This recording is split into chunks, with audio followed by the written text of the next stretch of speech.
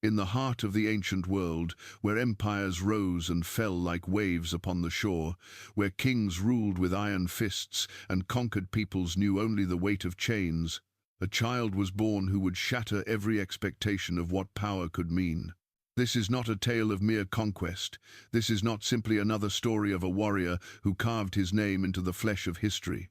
This is the story of a man who reimagined the very concept of empire, who built the world's first superpower not just through the strength of his armies, but through the revolutionary power of an idea. This is the story of Cyrus the Great, the conqueror who freed the enslaved, the warrior who taught the world that true power lies not in domination, but in the hearts and minds of those you govern. Before we journey through this extraordinary tale of vision, valor, and transformation, join us on this exploration of forgotten histories. Subscribe now and become part of a community that seeks the truth behind the greatest stories never told in our classrooms. Ring that bell, because every week we bring you the epic narratives that shaped our world. The year is 600 BCE. The ancient Near East trembles under the shadow of empires. The Babylonians, whose hanging gardens would become legend, rule with terrifying efficiency over Mesopotamia. The Medes, a powerful Iranian people, control vast territories stretching from the Zagros Mountains to the edges of Anatolia. The Lydians command wealth beyond imagination, their king Croesus, a name synonymous with riches. Egypt, ancient beyond measure, watches from the Nile with the wisdom of millennia.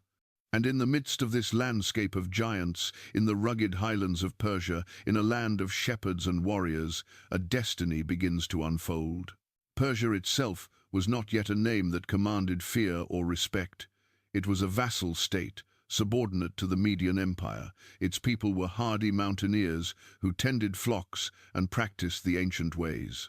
The Persians were an Indo-European people, part of the great migrations that had swept across the Iranian plateau centuries before, and they carried with them traditions of honor, loyalty, and a spiritual worldview that would profoundly shape the man who would rise from their ranks. Into this world, around 600 or 590 BCE, Cyrus was born. The historical record here becomes shrouded in the mists that obscure so many ancient origins, wrapped in legend and prophecy. The Greek historian Herodotus, writing more than a century later, tells us a tale worthy of epic poetry. He claims that Astyages, king of the Medes, grandfather to the infant Cyrus, was visited by a terrifying dream. In this vision, he saw a vine growing from his daughter Mandane's womb, a vine that spread until it covered all of Asia. The court priests, the Magi, interpreted this dream as a dire warning. The child in Mandane's womb would one day overthrow Astyages and claim his throne. Consumed by fear, Astyages commanded that the infant be taken into the wilderness and left to die. The task fell to Harpagus, a trusted nobleman. But Harpagus, unable to bear the weight of royal infanticide, passed the child to a shepherd named Mithridates, ordering him to complete the dark deed. Yet Mithridates and his wife, whose own infant had been stillborn, chose mercy over obedience. They raised Cyrus as their own, hiding him among the common people, teaching him the ways of shepherds and the harsh lessons of survival in the mountains. Whether this tale contains literal truth or serves as a mythological framework matters less than what it reveals. Throughout history, great leaders have been wrapped in narratives of prophetic destiny, of narrow escapes from death, of humble origins that contrast dramatically with their eventual greatness. Moses in the bulrushes, Romulus and Remus suckled by wolves. These stories speak to something deeper than historical fact. They speak to the collective understanding that true greatness often emerges from unexpected places, that the mountains and valleys forge stronger spirits than the comforts of palaces. What we know with greater certainty is that Cyrus emerged into historical visibility as a member of the Achaemenid dynasty, a noble Persian family that traced its lineage through generations of chieftains and warriors. His father, Cambyses I, ruled as a vassal king under Median authority. The Persians at this time were subordinate, paying tribute, providing military service, their autonomy constrained by the greater power to the north. This was the world Cyrus inherited, a world of limitations and subservience, a world that expected him to live and die as a minor prince in a minor kingdom, forever in the shadow of Media's throne. But young Cyrus possessed something that could not be constrained by political reality. Whether raised in a shepherd's hut or a noble's house, whether marked by prophecy or shaped by circumstance, he developed a vision that transcended the boundaries of his time.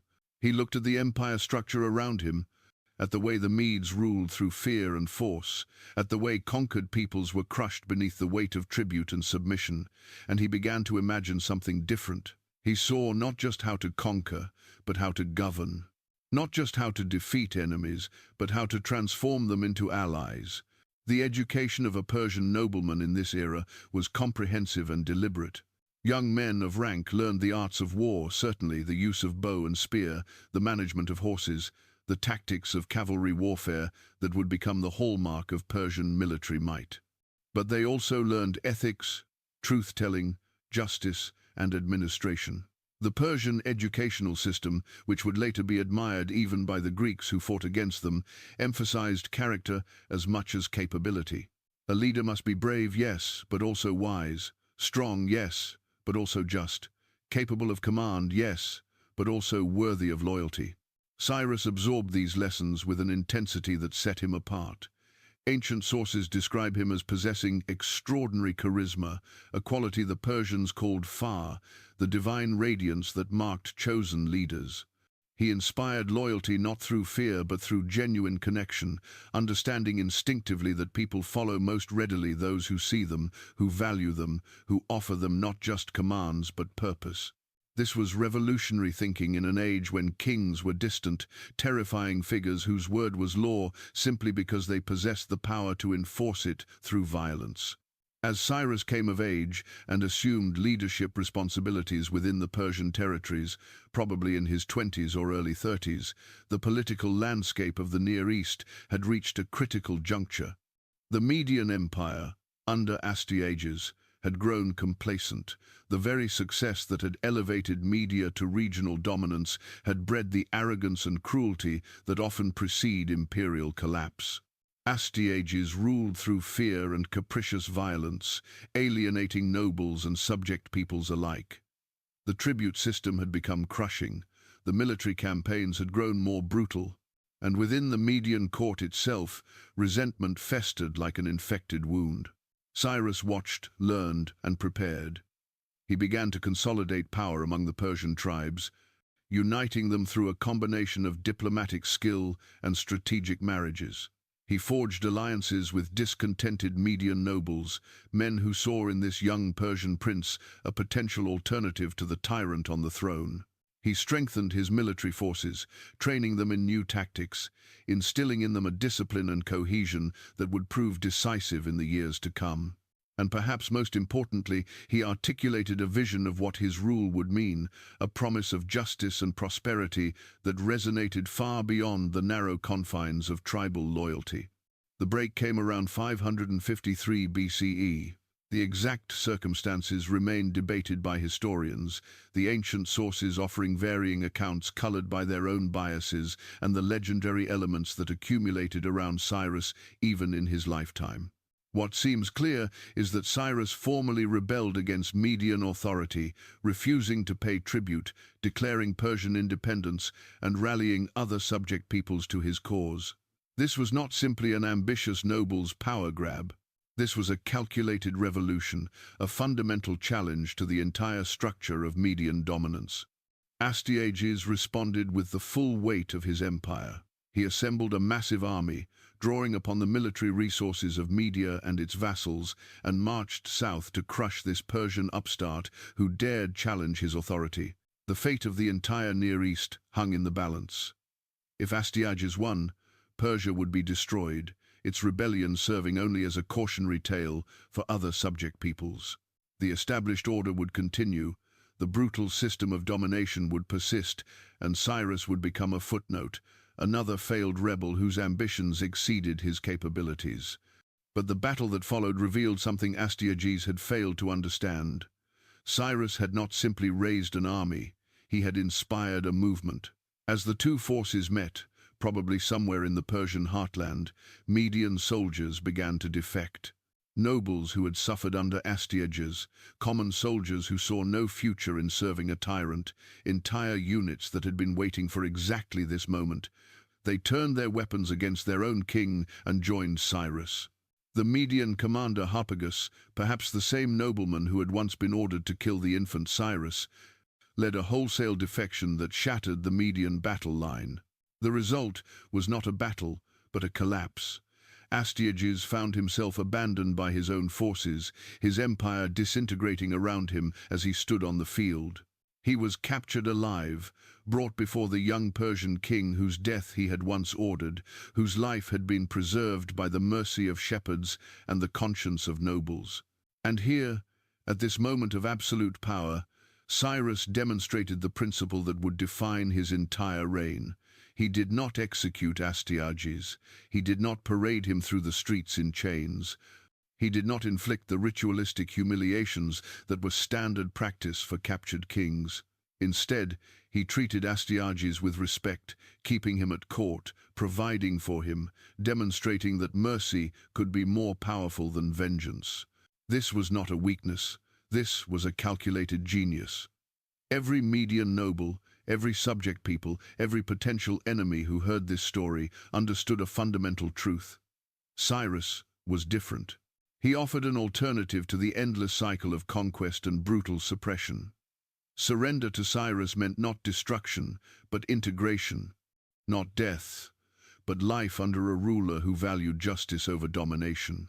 By 550 BCE, at roughly 40 years of age, Cyrus had accomplished what seemed impossible. The Median Empire had been absorbed into a new entity, the Persian Empire, with Cyrus as its undisputed master. But this was merely the foundation. The true test lay ahead, in a world full of powerful kingdoms that viewed this sudden Persian emergence with alarm and calculation. To the west, King Croesus of Lydia watched these events with growing concern. Lydia controlled western Anatolia, commanded vast wealth from its gold mines, and had cultivated alliances with the Greek city-states along the Aegean coast. Croesus, whose name would become synonymous with extreme wealth, considered himself the preeminent power in the region. The sudden rise of Persia threatened the entire balance of power, and Croesus, like many powerful men before and after him, believed that preventive war was the answer to a rising rival. According to Herodotus, Croesus consulted the famous oracle at Delphi, seeking divine guidance on whether to attack Persia. The oracle's response was famously ambiguous, stating that if Croesus crossed the Halys River and attacked Persia, he would destroy a great empire. Interpreting this as a promise of victory, Croesus assembled his forces and marched east, crossing into Persian territory around 547 BCE. He had made two critical miscalculations. First, he had misunderstood the oracle. The great empire he would destroy would be his own. Second, and far more fundamentally, he had underestimated Cyrus. The campaign that followed demonstrated Cyrus's military genius and his deep understanding of psychological warfare. The initial engagement between Lydian and Persian forces was inconclusive. Croesus, following the conventional military wisdom of the era, withdrew to his capital at Sardis for the winter, dismissing his allied forces and expecting to resume the war in spring when weather and logistics favored large-scale operations. This was the standard practice, the rhythm of ancient warfare that all experienced commanders understood. Cyrus shattered that expectation. Instead of retreating to winter quarters, he pursued Croesus immediately, moving his army across difficult terrain in harsh conditions, maintaining pressure, refusing to give his enemy time to regroup or reinforce. When Croesus hastily reassembled whatever forces were available and met the Persians on the plain outside Sardis, he found himself facing an army that should not have been there, commanded by a general who refused to follow the rules. The Battle of Timbra, as it came to be known, showcased another of Cyrus's innovations. The Lydians relied heavily on cavalry, their mounted warriors considered among the finest in the world. Cyrus countered with an unexpected tactic. He positioned camels at the front of his battle line. Horses, it turns out, hate the smell of camels. They panic, they become uncontrollable. The vaunted Lydian cavalry dissolved into chaos before they could even engage, their mounts refusing to advance. Behind this animal wall, Persian infantry moved forward in disciplined formations, and Persian archers rained death from above. The Lydian army collapsed. Croesus retreated behind the supposedly impregnable walls of Sardis, one of the most fortified cities in the ancient world, built on a steep acropolis that had never been taken by assault. He expected a long siege, time for allies to arrive, time for Cyrus to make a mistake. But Cyrus studied the fortress, observed its defenses, and noticed something the Lydians had missed in their confidence. There was a section of wall on the steepest side, considered unscalable and therefore lightly guarded, where a Lydian soldier had once climbed down to retrieve a dropped helmet. If one could climb down, one could climb up. Cyrus offered a reward to the first soldier who could climb that section. A Mardian soldier accomplished the feat under cover of night, followed by others, and they opened the gates from within. Sardis fell not through brute force but through observation, patience, and exploitation of overconfidence. The richest kingdom in the known world had been conquered in a single campaign season. And once again, at the moment of total victory, Cyrus demonstrated the principle that defined him. Croesus was captured alive, as flames consumed parts of his city. According to legend, he was placed on a pyre to be burned alive, but Cyrus, either hearing Croesus invoke the name of the wise Athenian Solon, or simply choosing mercy once more, ordered him released. Croesus became an advisor at the Persian court, his wealth absorbed into Persian coffers, his kingdom integrated into the expanding empire, but his life and dignity preserved. The conquest of Lydia sent shockwaves throughout the ancient world. The Greek cities of Ionia, previously under Lydian protection, now faced Persian power directly. Some resisted and were subdued. Others, recognizing the pattern, submitted voluntarily and were allowed substantial autonomy under Persian overlordship. The tribute they paid was far less crushing than what they had rendered to previous masters, and in exchange they received access to the vast Persian trade networks and protection from other threats. Cyrus had now unified an enormous territory, stretching from the Aegean Sea to Central Asia, from the Caucasus Mountains to the Persian Gulf. But the greatest prize still lay before him, the crown jewel of the ancient world, the city of cities, Babylon. Babylon in the mid-6th century BCE was a wonder beyond imagining. Its walls, according to ancient writers, were so thick that a 4-horse chariot could turn around on top of them. Its Ishtar Gate, adorned with glazed blue bricks and golden bulls, was considered one of the most beautiful structures ever built. Its hanging gardens, if they existed as described, were counted among the 7 wonders of the ancient world. Its ziggurat, the Tower of Babel of biblical tradition, rose toward the heavens as a monument to human ambition, and its king, Nabonidus, was consumed by religious obsessions that had alienated the powerful priesthood of Marduk, Babylon's patron deity. Nabonidus had spent years away from Babylon, dwelling in the Arabian city of Tama, pursuing his devotion to the moon god, Sin, while neglecting the traditional religious ceremonies that legitimized Babylonian kingship. The priests of Marduk, the merchant class, the military commanders, and the common people all felt varying degrees of resentment toward a king who seemed to have abandoned them. This internal dysfunction created the perfect conditions for Cyrus's most brilliant conquest. Rather than assault Babylon's legendary defenses directly, Cyrus engaged in a sophisticated campaign of psychological warfare and political maneuvering. His propaganda apparatus, remarkably sophisticated for the ancient world, spread these messages throughout the Babylonian Empire, carefully crafted to resonate with different constituencies. To the priests, he promised restoration of traditional worship. To the merchants, he promised stability and expanded trade. To subject peoples, he promised justice and freedom. The military campaign that preceded the final assault on Babylon itself demonstrated Cyrus's patient, methodical approach to warfare. Between approximately 547 and 539 BCE, Persian forces systematically conquered the territories surrounding Babylon, the cities of Mesopotamia, the regions to the north and east, carefully isolating the great city, cutting off its supplies and reinforcements, tightening the noose without rushing to dramatic confrontation. Each conquered city that submitted peacefully was treated well, its people integrated into the empire with their local customs and religions respected. Each city that resisted faced the full might of Persian military power. The lesson was clear and consistently reinforced.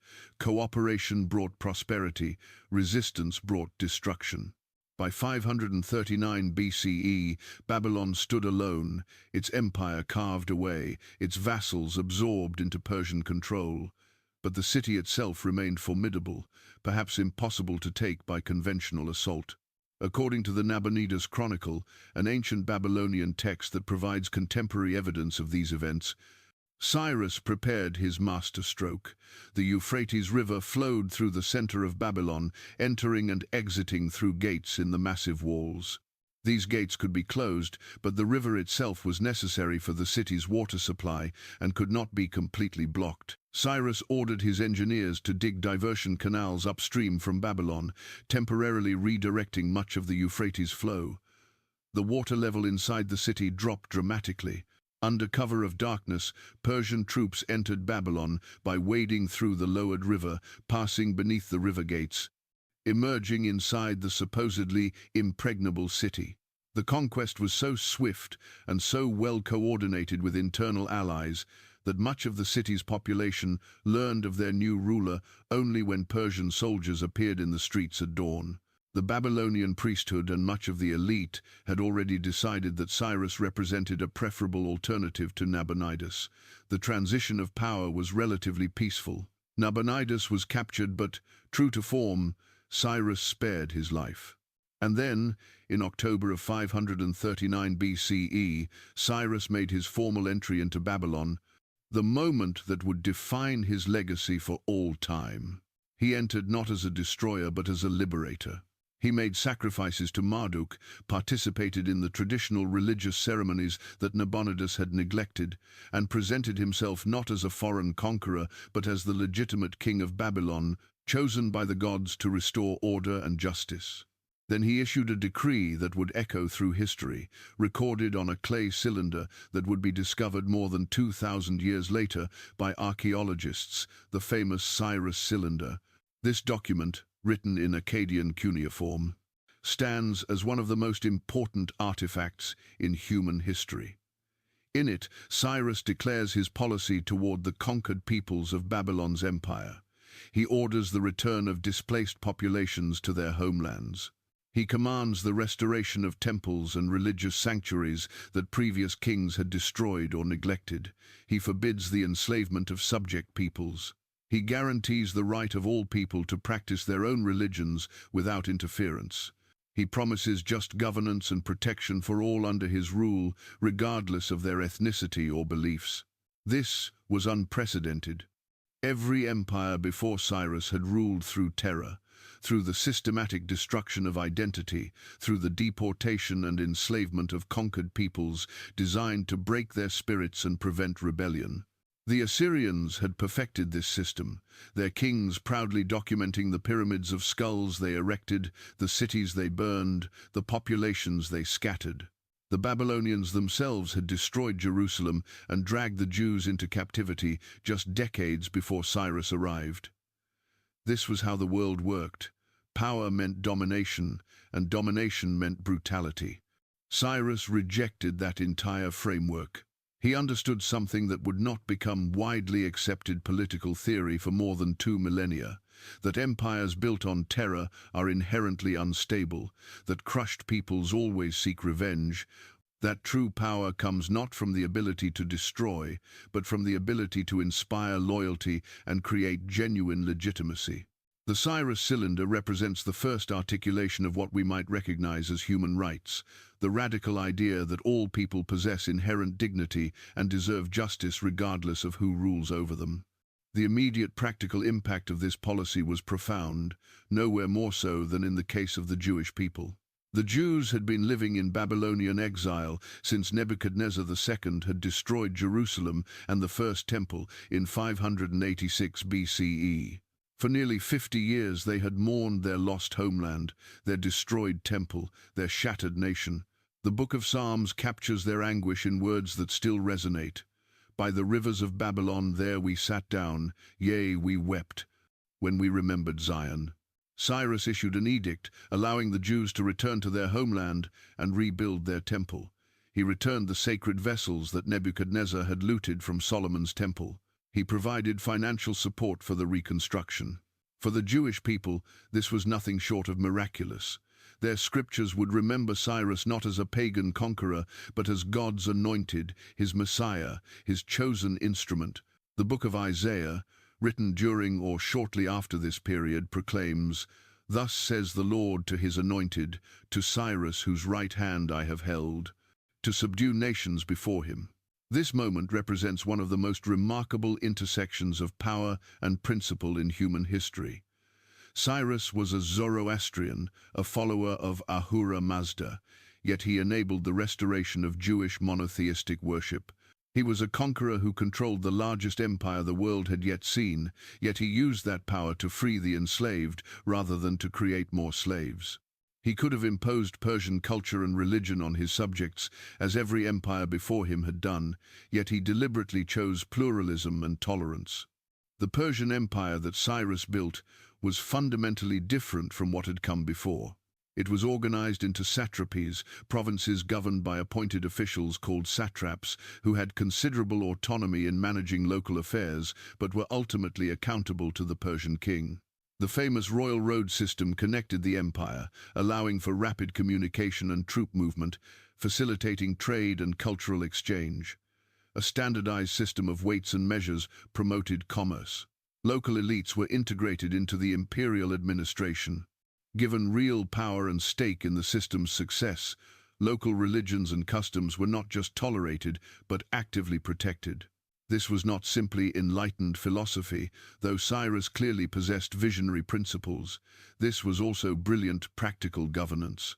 An empire spanning from the Mediterranean to Central Asia, encompassing dozens of different ethnic groups, languages, and religious traditions, could not be held together by force alone.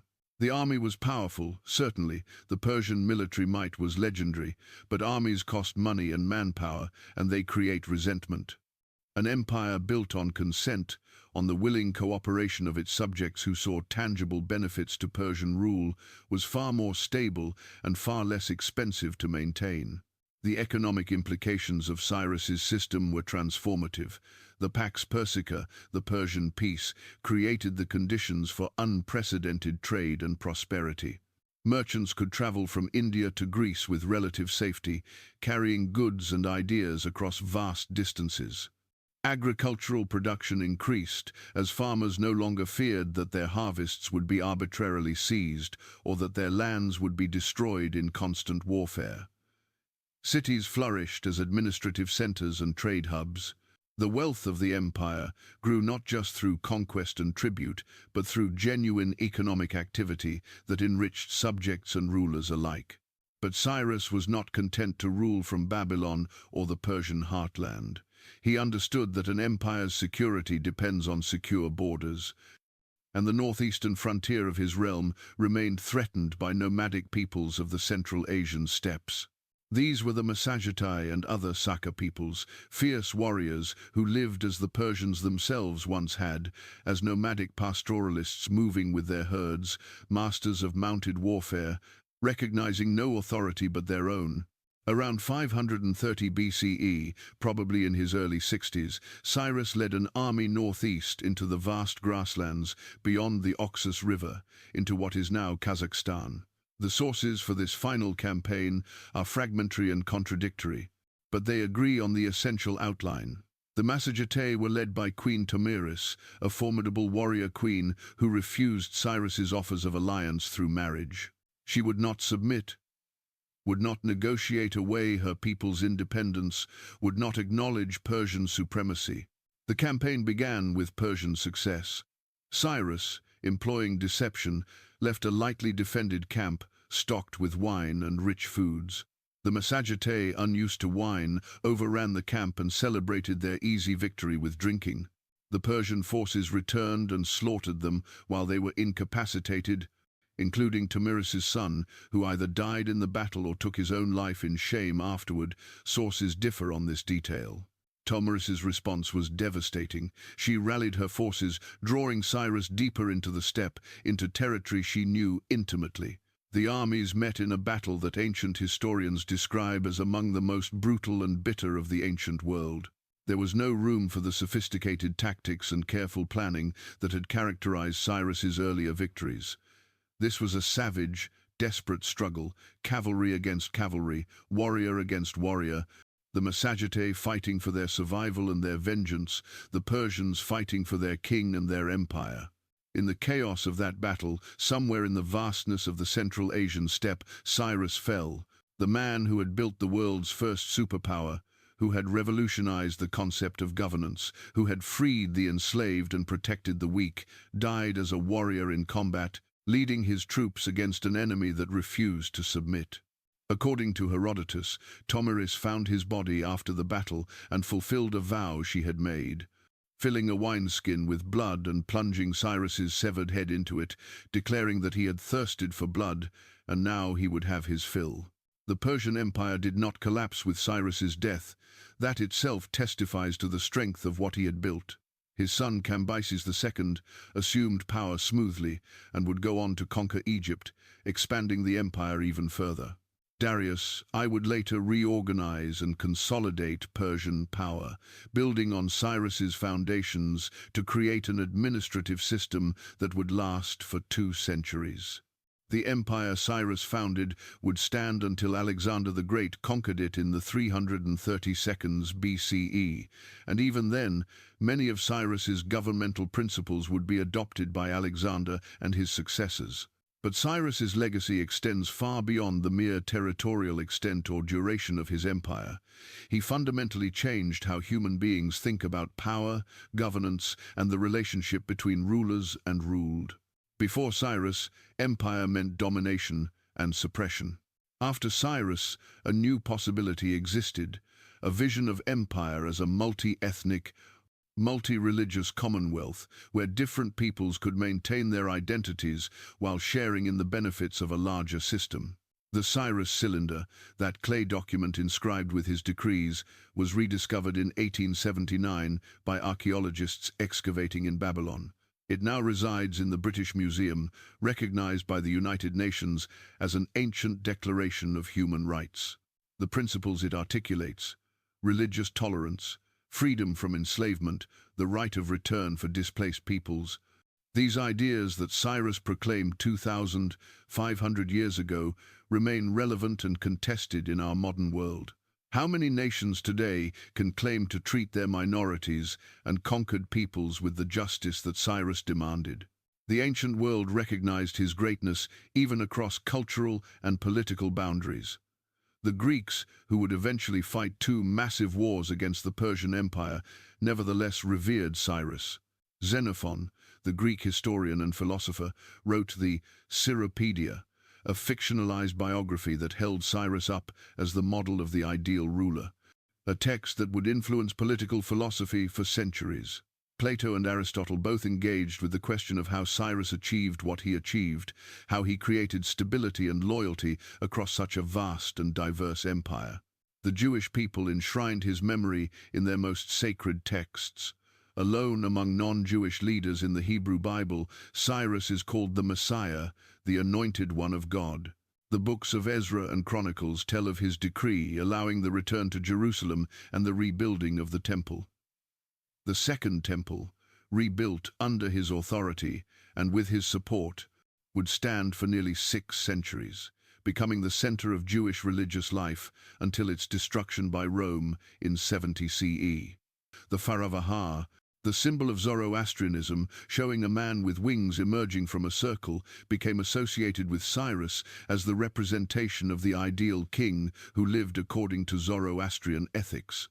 His empire's policy of religious tolerance allowed Zoroastrianism to flourish and spread, and while the religion itself would later be nearly destroyed by Islamic conquest, its influence on Judaism, Christianity, and Islam, its concepts of heaven and hell, of angels and demons, of apocalypse and resurrection, would shape world religion permanently.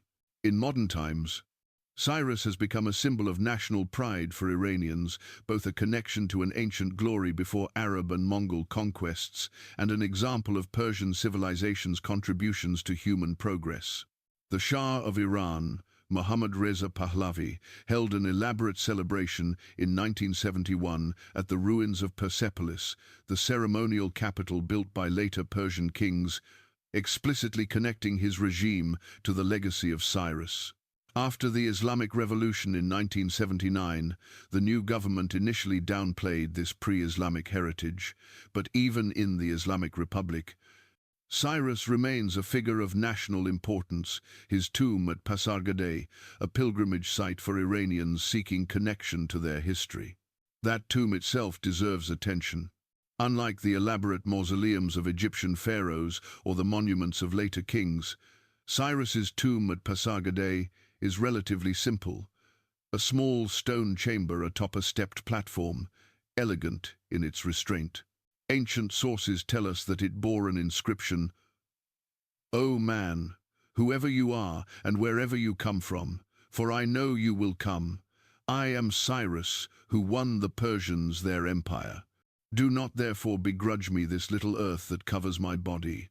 The inscription, if it ever existed, has long since disappeared, but its sentiment captures something essential about Cyrus, a recognition of mortality, a request not for eternal glory, but for simple respect, a final demonstration of the humility that marked even his greatest triumphs. His military achievements were extraordinary by any measure. In roughly 20 years of active campaigning, from around 550 to 530 BCE, he conquered 3 major empires, Media, Lydia, and Babylon, plus numerous smaller kingdoms and tribal territories.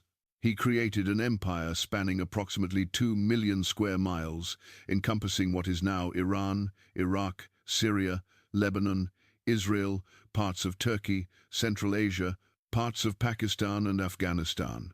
Under his rule lived perhaps 30 to 40 million people, an enormous percentage of the world's total population at that time. No single individual in previous history had ever commanded such vast territories or ruled over so many peoples.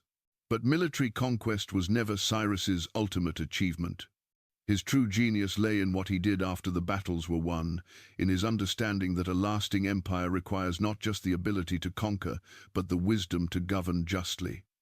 Every conqueror can destroy. Cyrus built. Every tyrant can terrorize subjects into temporary submission. Cyrus inspired genuine loyalty that outlived him. Every powerful king can demand obedience through force. Cyrus earned it through justice. Consider the alternatives available to him at every turn. When he defeated Astyages, he could have executed his grandfather and purged the Median nobility. Instead, he integrated them into his government, giving them positions of honor and authority. When he conquered Lydia, he could have looted Sardis, enslaved its population, and left the city in ruins as a warning to others. Instead, he preserved it, kept Croesus as an advisor, and made Sardis a vital administrative center of his empire. When he took Babylon, he could have destroyed its temples, scattered its population, and imposed Persian religion and culture. Instead, he restored Babylonian religious practices, protected the city's heritage, and presented himself as Babylon's legitimate king rather than a foreign occupier. This consistent pattern across decades and across different conquests reveals not just tactical flexibility, but a genuine philosophy of governance. Cyrus believed, and proved through his reign, that an empire built on justice and tolerance is stronger than one built on terror and suppression. This was not naive idealism. This was hard-headed political realism, informed by profound insight into human nature. People will always resist oppression. They will always seek freedom. They will always remember injustice and nurse grievances across generations. But they will also respond to respect, reciprocate tolerance, and actively support rulers who genuinely serve their interests. The administrative system Cyrus created reflected this philosophy in practical terms. Local governors were given real authority to manage regional affairs according to local customs and traditions. They were required to provide tribute and military support when needed, but the burden was carefully calibrated to be sustainable rather than crushing. Regular inspections and a sophisticated intelligence network ensured that governors did not abuse their power or oppress their populations.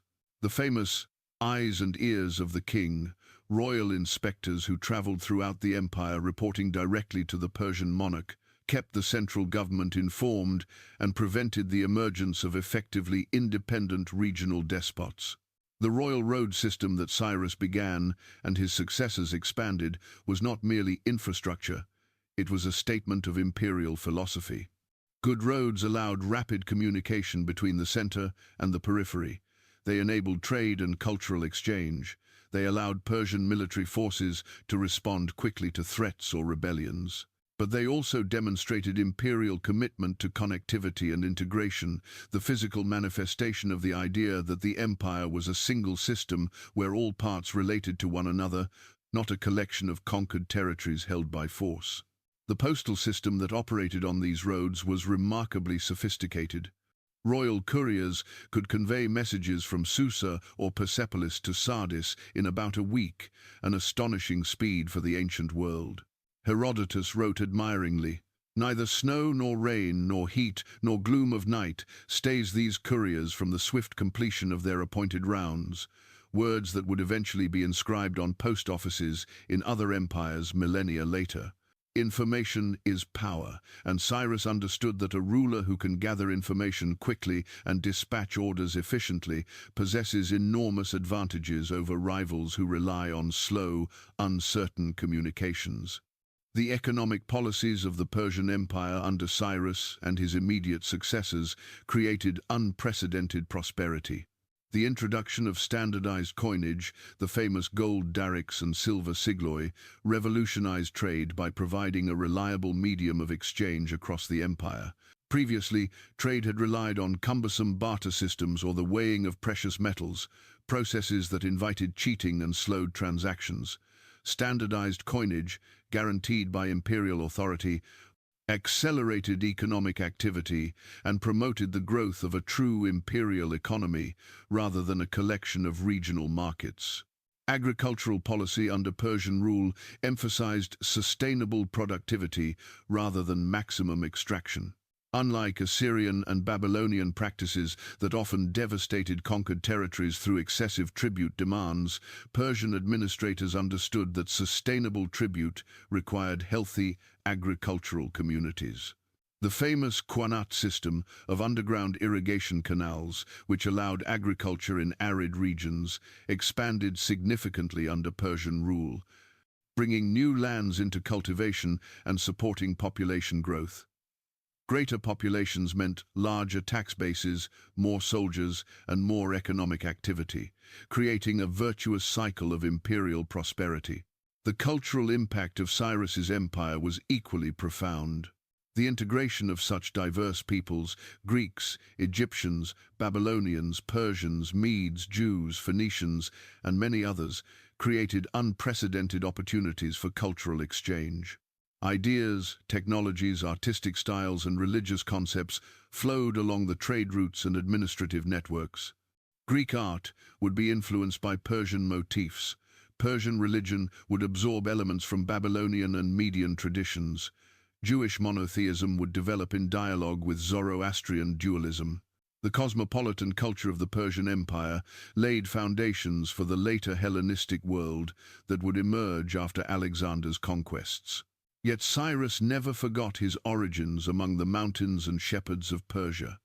Unlike later Persian kings who increasingly adopted the trappings and ceremonies of ancient Near Eastern monarchy, distancing themselves from their subjects behind elaborate court rituals, Cyrus remained relatively accessible.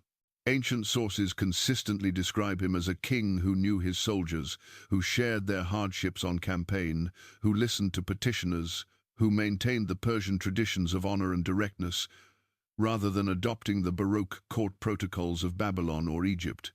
This connection to Persian roots served an important function.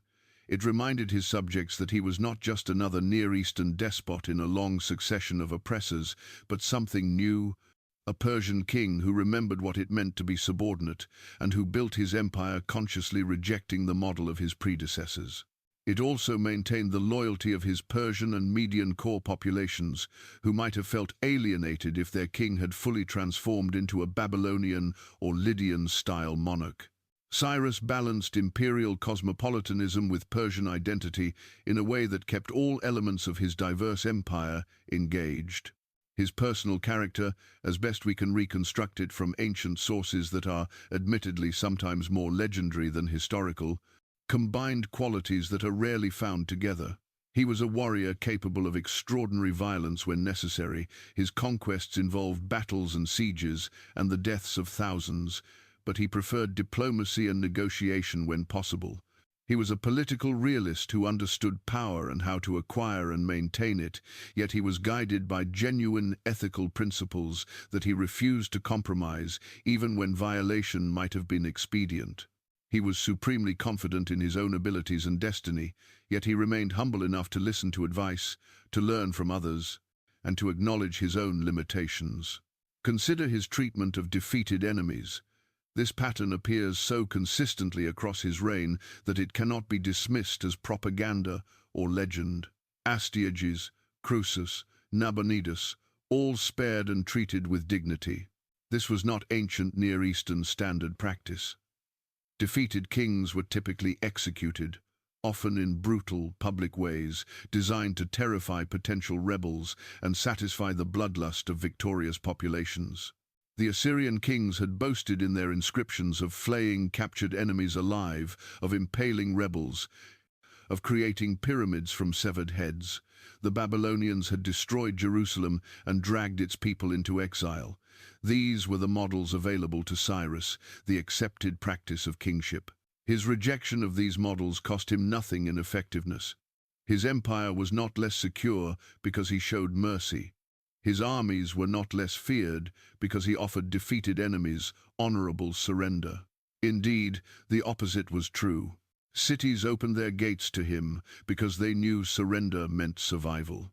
Nobles defected to him because they understood he rewarded loyalty and competence regardless of origin. His reputation for justice became a weapon more powerful than any amount of terror because it dissolved resistance before battles needed to be fought.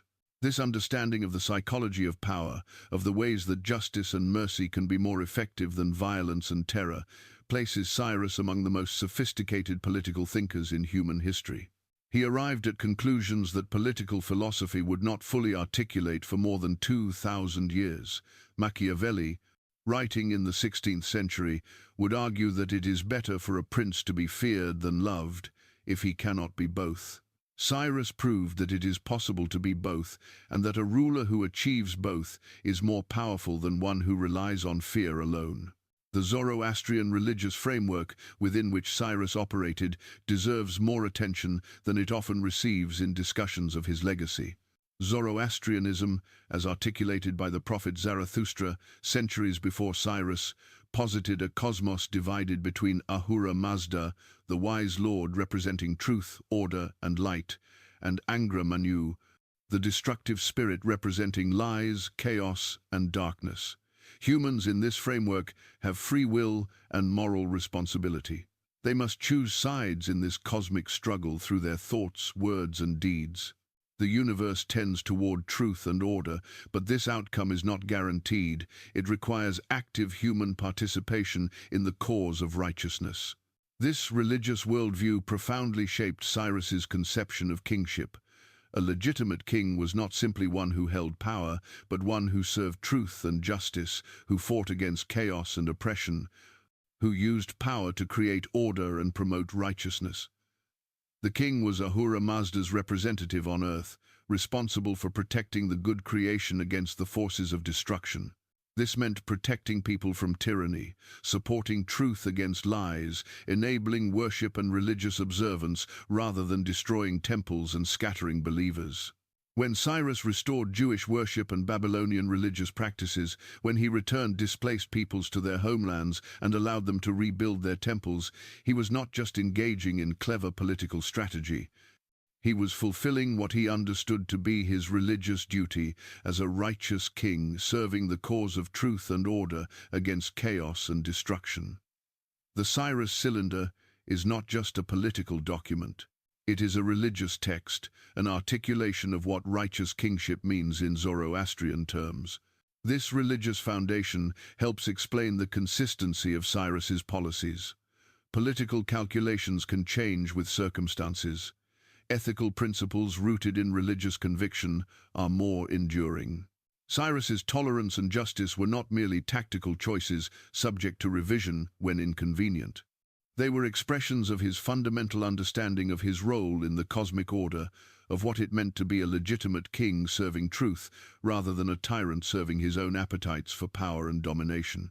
The influence of Cyrus on subsequent history extends through multiple channels. The Persian Empire that he founded would directly control the Near East for 2 centuries, until Alexander's conquests in the 332nd BCE. Even after Alexander, the Seleucid Empire that controlled much of the former Persian territory would adopt many Persian administrative practices. The Parthian Empire, that arose in the 3rd century BCE, was explicitly Persian in identity and looked back to the Achaemenid period as a golden age. The Sasanian Empire, that succeeded the Parthians in the 3rd century CE, would rule Persia for 4 centuries, consciously reviving Achaemenid traditions and claiming descent from the ancient Persian kings. Through all these centuries, Cyrus remained the exemplar, the founding figure whose legacy justified and shaped Persian imperial identity. Beyond the direct political legacy in the Iranian world, Cyrus influenced Greek and Roman political thought profoundly. Xenophon's Cyropaedia, written in the 4th century BCE, was not just a biography but a philosophical text exploring the nature of leadership and governance. It was widely read in antiquity and remained influential through the Renaissance and into the modern era. Machiavelli read it, Thomas Jefferson read it, Benjamin Franklin recommended it. The American founding fathers, designing a new system of government, were influenced by classical sources that had themselves been influenced by reflection on Cyrus and the Persian Empire. The Jewish historical experience was fundamentally shaped by Cyrus's intervention. Without his decree allowing return and rebuilding, Second Temple Judaism might never have emerged. The rabbinic tradition that would eventually produce the Mishnah and Talmud, the foundations of Jewish law and practice for the past 2 millennia, developed in the context of the restored Jerusalem and Temple. Early Christianity emerged from Second Temple Judaism. Islam recognized both Jewish and Christian scriptures and incorporated elements from both traditions. The 3 great monotheistic faiths that would shape Western and Middle Eastern civilization all trace connections back through Judaism to that moment when Cyrus allowed return and reconstruction. In the modern period, the rediscovery of ancient Persia through archaeology and the decipherment of cuneiform texts revealed Cyrus to a world that had largely forgotten the Persian Empire's achievements. The Cyrus Cylinder, discovered in 1879, became immediately recognized as a document of profound historical importance.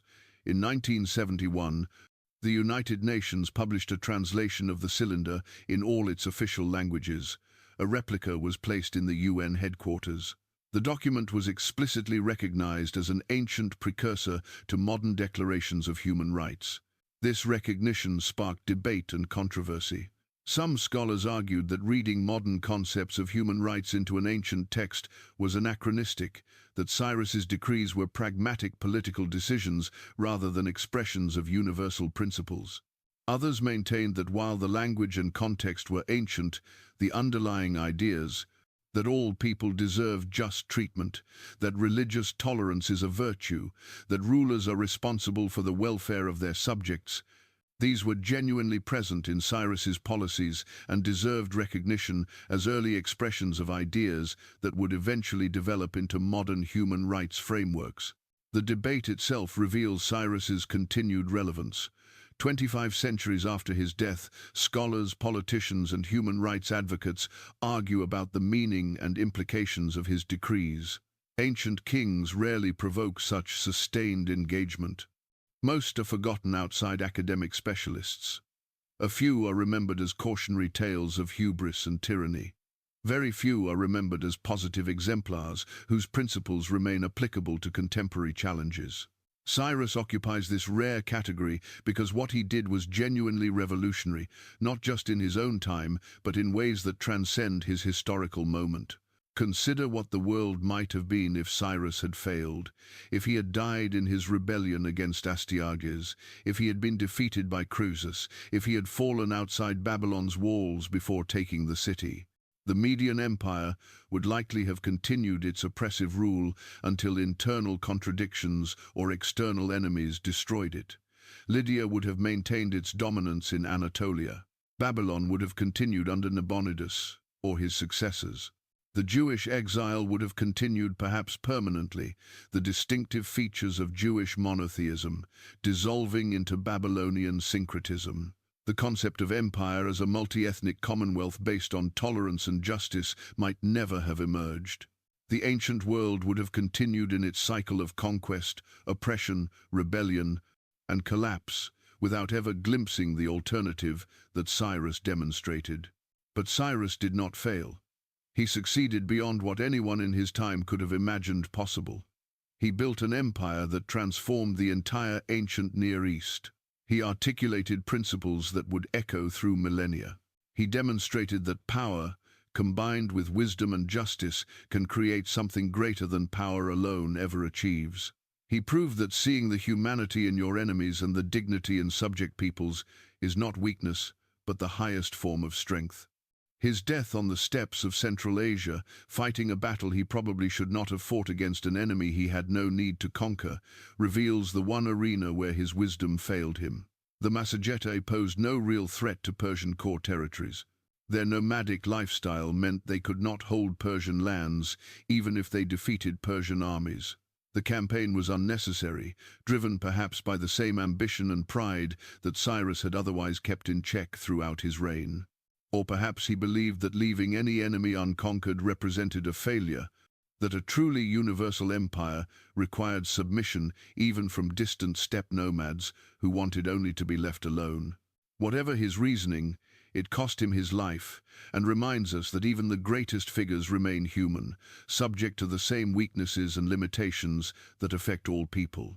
Cyrus was not a god, despite later Persian imperial ideology that would sometimes portray kings in semi-divine terms.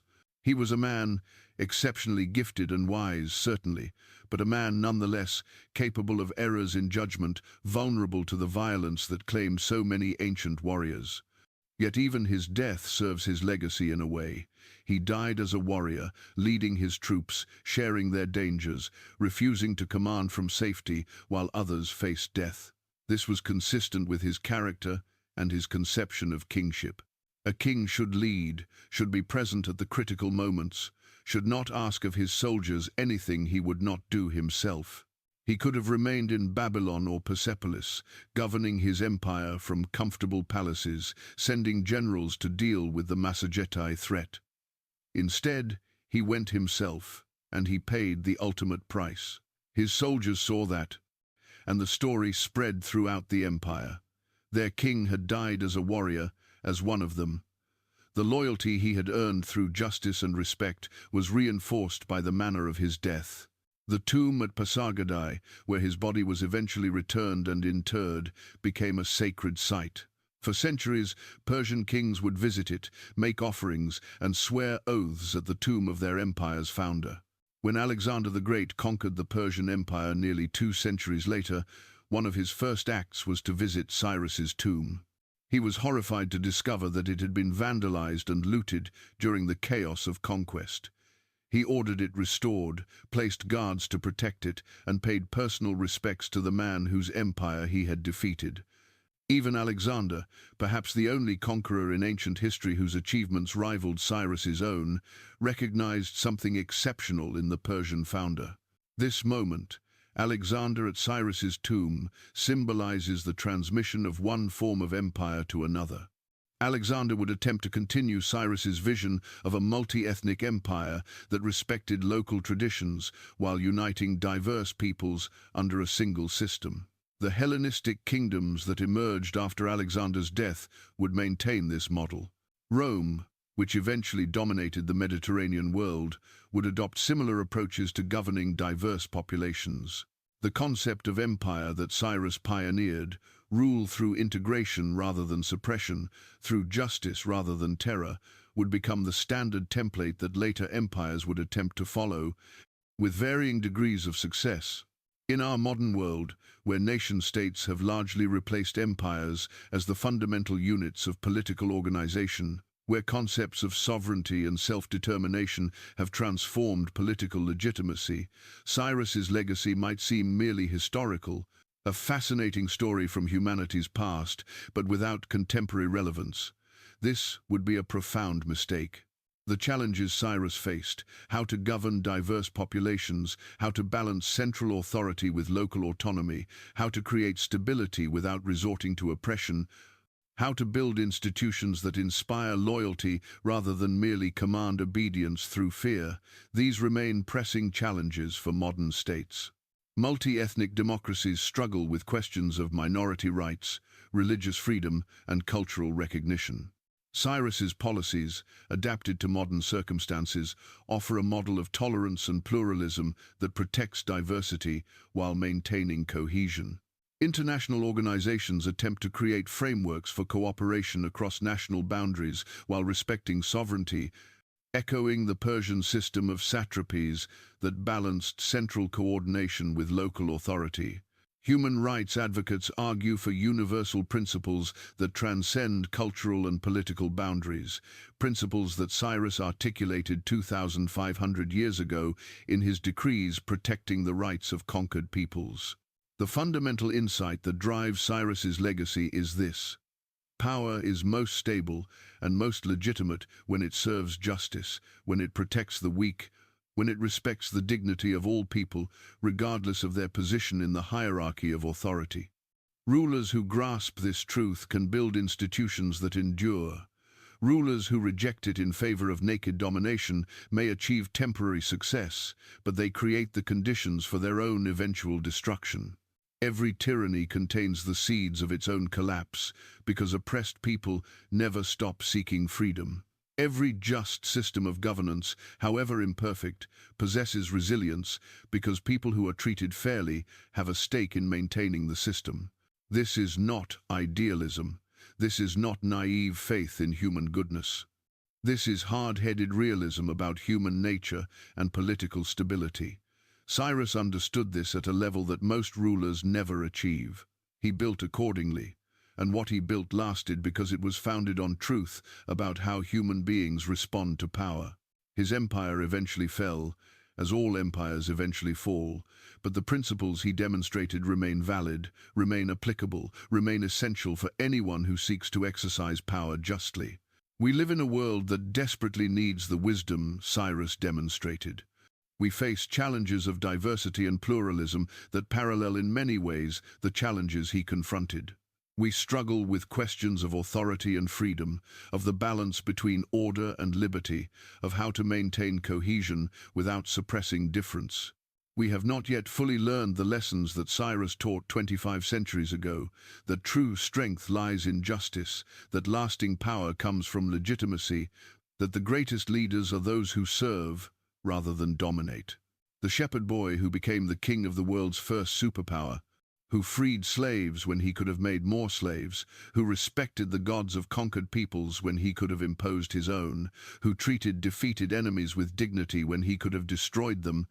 This man understood something profound about power and its proper use. His story is not just ancient history. It is a continuing challenge, a standard against which rulers and governments can be measured, a demonstration of what becomes possible when wisdom guides power. 2,500 years have passed since Cyrus fell on the steppes fighting the Massagetæ. Empires have risen and fallen. Technologies have transformed human life beyond recognition. Political systems have evolved in ways the ancient world could never have imagined. But the fundamental challenges of governance, of power, of justice, these remain. And the example of Cyrus the Great, the shepherd king who built the world's first superpower on foundations of tolerance and justice, remains as relevant, as instructive, and as inspiring as it was in the moment he entered Babylon as a liberator rather than a conqueror. This is his legacy. Not merely an empire of vast territories and countless subjects, but a vision of what empire could be, what power should serve, what justice requires. In an age when history is too often taught as a succession of dates and battles, when ancient peoples are reduced to stereotypes and forgettable names, Cyrus stands as a reminder that individuals can change the world, that principles matter, that how we exercise power defines not just our own legacy, but the possibilities available to all who come after. The shepherd became a king. The king became a legend. The legend became a standard, and the standard endures, calling us still to build systems of power that serve justice, that protect dignity, that recognize the humanity in all people. This is the story of Cyrus the Great. This is the rise of the world's first superpower. This is a legacy that will never die.